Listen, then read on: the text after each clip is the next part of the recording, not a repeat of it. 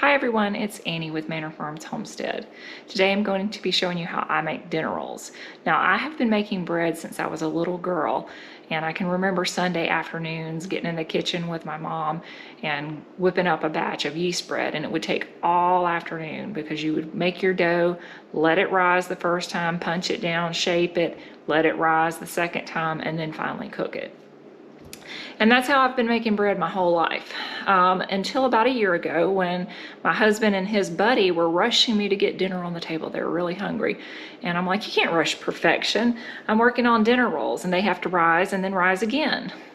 Well, finally I was like, I'll show y'all. Y'all just get once risen bread. So what I did, I took the dough that I had just made, shaped it into dinner rolls, let it rise once, popped it in the oven, and baked it. They were the best dinner rolls that I've ever made, and since that time, that's the only way I make bread. It shaves off anywhere from 45 minutes to an hour for your first rise time, and makes it feasible just to throw together some bread right before dinner. So having found this method, I feel like I've been making bread my whole life the wrong way. And it got me wondering, why do we rise bread twice? You know, there's got to be some reason. With our grandmothers, our great-grandmothers, maybe they were just so busy with other activities that they had to put off baking their bread, so they let it rise and then let it rise again after they shaped it. Not sure, but this is awesome bread, and you've got to try this method if you've never tried it before. I don't think you'll ever make bread the old way again. Okay, so this is a very straightforward, basic dinner roll recipe. Really, the only thing revolutionary about this recipe is that I only rise at one time. I start off with 3 cups of warm water,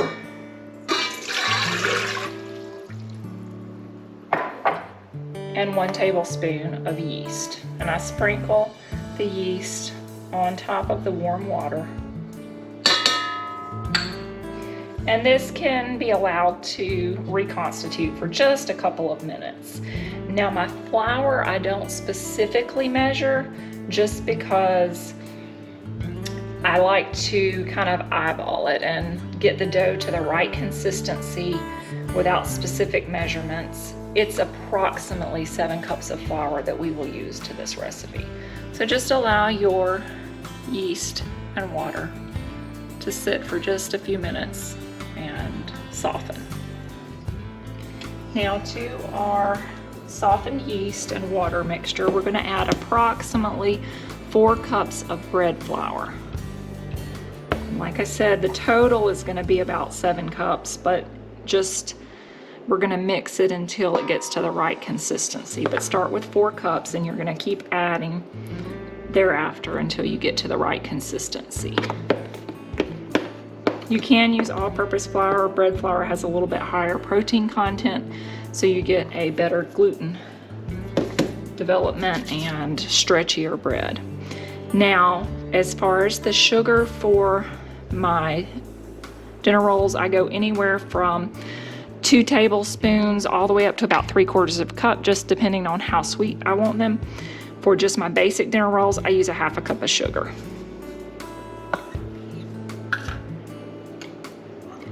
We're going to add our 1 tablespoon of salt,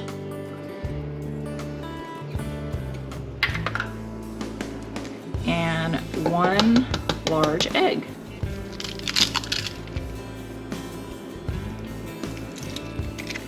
Nice orange yolks from our free-range hens.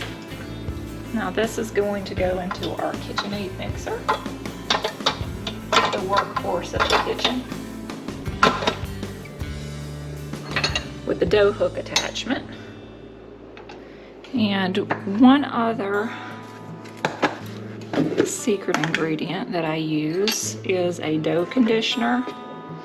It's basically flour with a lot of ascorbic acid or vitamin C. Yeast likes vitamin C, and it helps it behave better.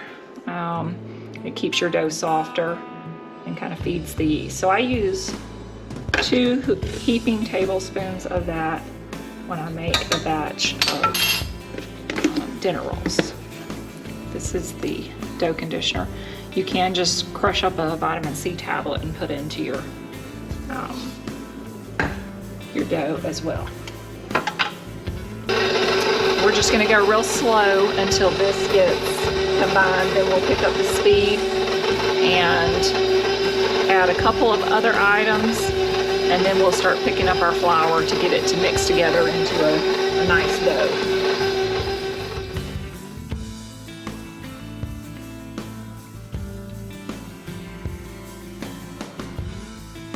All right, so we've got that just mixed together. I'm gonna scrape down my edges.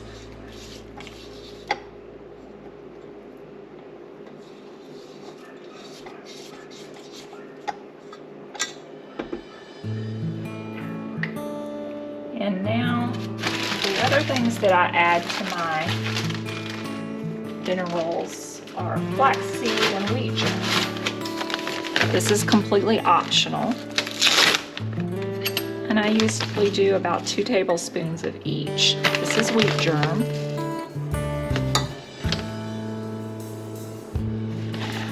And this is the flax. And remember, we're going for about 7 cups of flour. We've started with 4. I normally do about a cup of whole wheat flour as well. And again, this is optional. You could just add more bread flour. We're going to go ahead and put 1 cup of whole wheat flour in this. So we're going to slowly mix this again.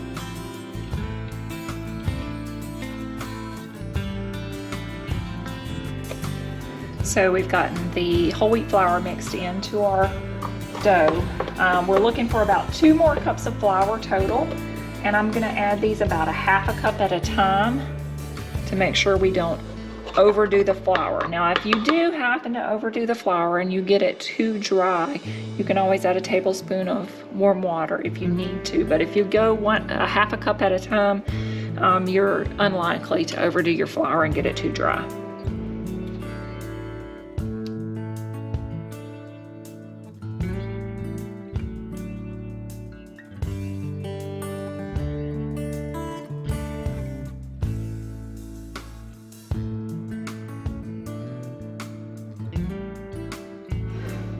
We're going to add another half a cup.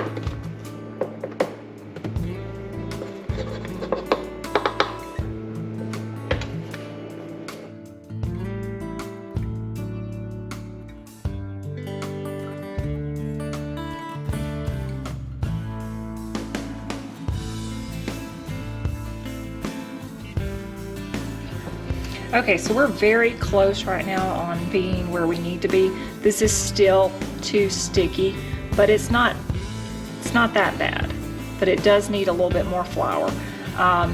You do not want this to get dried out, so I apologize for the long video of using the mixer, but I want you to see the consistency it needs to get to and watch it come together. It'll start pulling off the sides. So I'm doing probably about 1/4 of a cup of flour now. And we're going to go slow.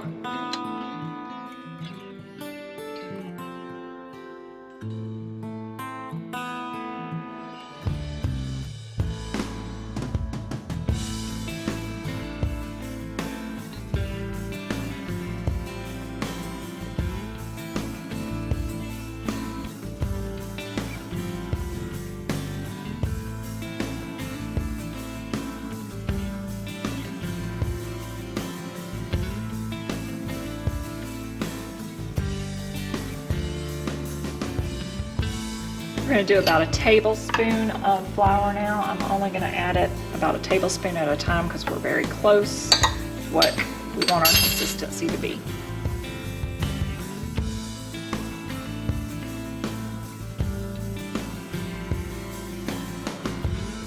Almost, not quite.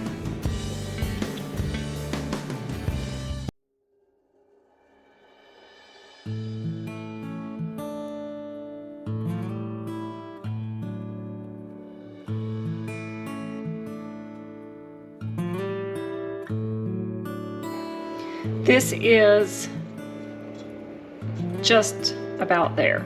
I'm going to scrape down the edges of my bowl. And we're gonna put probably about a tablespoon more of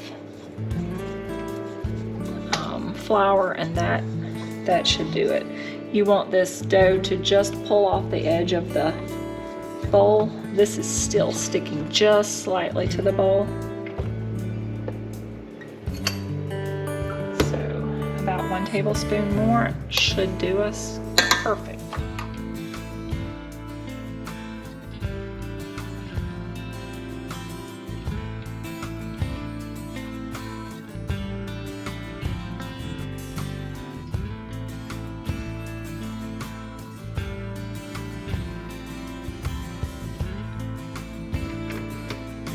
All right, we've reached perfect consistency. I can touch it, it doesn't stick to my finger. It's pulling off the edge of the bowl. So now we just want this to be kneaded. So we're gonna let the KitchenAid work on this for about 2 or 3 more minutes, just running at a fast speed, kneading our dough.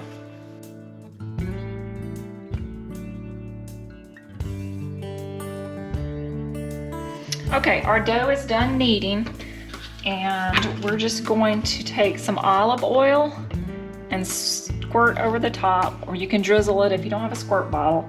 And then I'm going to turn this on real quick just to get the oil surrounding the whole ball of dough.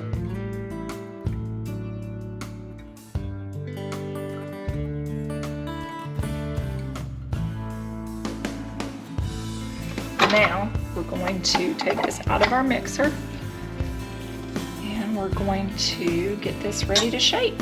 Okay, so our dough has not been allowed to do the first rise, which most recipes would call for at this point. We've got a nice elastic dough here. I don't ever knead bread anymore. I let my KitchenAid mixer do all the work for me. So this is not dried out. It's not wet, it's not sticky. It's perfect. We let that little bit of oil mix around on it. That keeps it from sticking to the bowl or us. I usually keep my little squirt bottle of olive oil, and I just oil my hands, and then I pinch off a little ball of dough. You can do whatever size is best for you. We're making dinner rolls, so we're going to just go with these size balls of dough, and you just keep rolling it around till you form a little ball.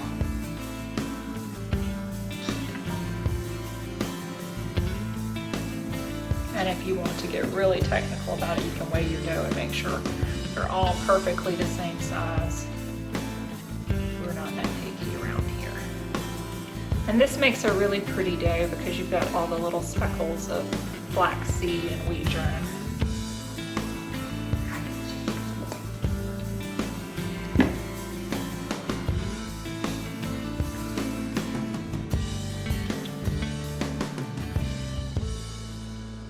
Dough is really nice to work with, nice and smooth, elasticy.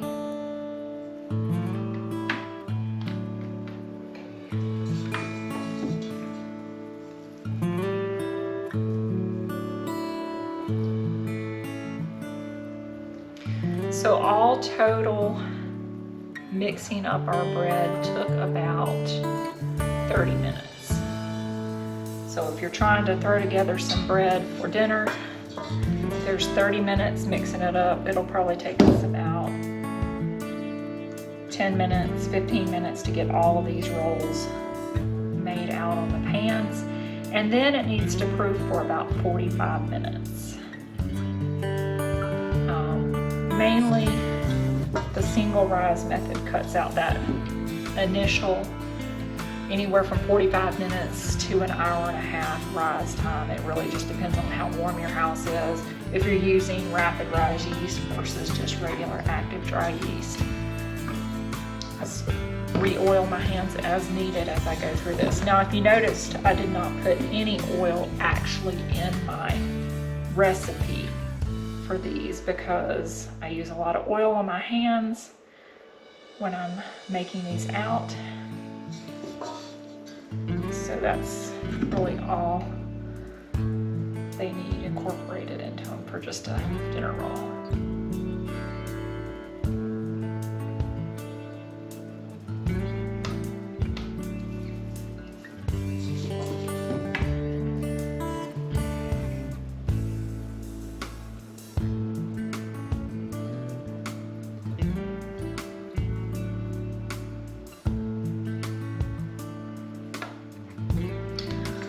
One of the things that I found when trying to follow a recipe to the letter on the amount of flour to use, a lot of times your dough comes out really dry, and that, you know, it might be good fresh, but it doesn't stay fresh long. It's like that bread dries out really fast and has a low quality.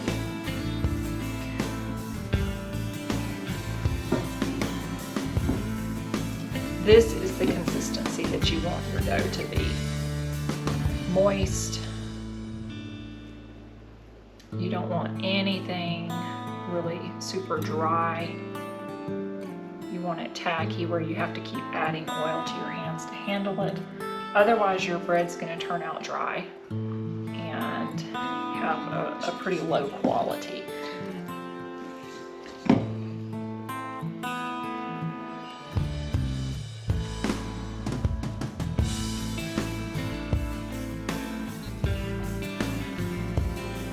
All right, we've got all of our dough shaped into dinner rolls. It makes 30 dinner rolls with the recipe that I just gave you. Now you can cut it in half if you don't need that many rolls. These go pretty fast around here and they freeze well, so I always make the larger batch, but these are just gorgeous rolls. So we're gonna get these into our oven on the proof setting, usually about 45 minutes to an hour to get these puffed up where they need to be before we bake them. All right, so our dough has been rising for about an hour. We've had it on the proof setting in the oven, which is at 100 degrees Fahrenheit. Now you can let your bread proof on the countertop, but it may take longer than an hour to rise. What you're looking for is for it to double in size and be nice and springy when you touch the rolls. That means they're ready to bake. So these are ready. We're gonna put them into a 350 degree oven for 20 to 25 minutes until they're nice and golden brown on the top. All right, the rolls have been in for 20 minutes, so let's get them out. We have the previous pan already done, and this one we're gonna go ahead and get some butter on the top of these rolls. This is some of my homemade butter. This just makes a nice glossy top, adds a little flavor to your rolls. So these rolls we cooked first, and I just wanted to show you how light and fluffy they turned out. I mean, it's like picking up air. This roll is super soft and bouncy. And if you open it up, I'm just doing this for purpose of the video. I mean, it is super soft, light and fluffy. All right, so we've got some of my fresh homemade butter on this. They're so soft, they melt in your mouth. Super flavorful, very flaky. This bread is super soft, really good. You've got to try this recipe.